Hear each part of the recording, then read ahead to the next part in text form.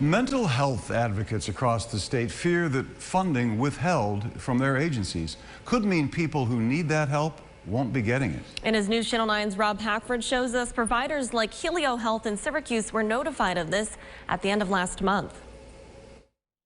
The withheld funds totaling $5.5 million affect dozens of mental health and addiction care services across New York, ranging from detox and drug treatment to mental health counseling and housing. We are trying as hard as we can to convince our partners in state government that this is a deadly public policy decision. A decision that comes at a difficult time for the state, with a massive deficit and COVID-19 costs adding up. According to Klemanski, providers like Helio Health were asked to cut back 20, even 30%. We're seeing massive spikes in overdoses across the state, and we're seeing spikes in suicides as well.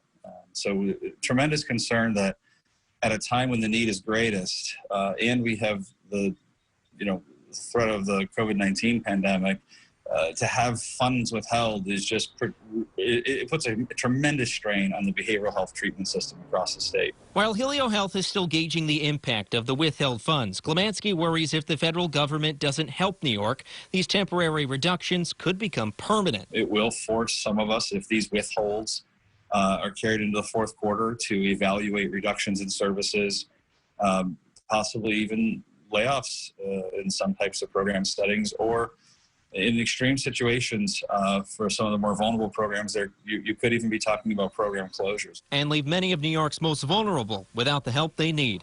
In Syracuse, Rob Hackford, News Channel 9.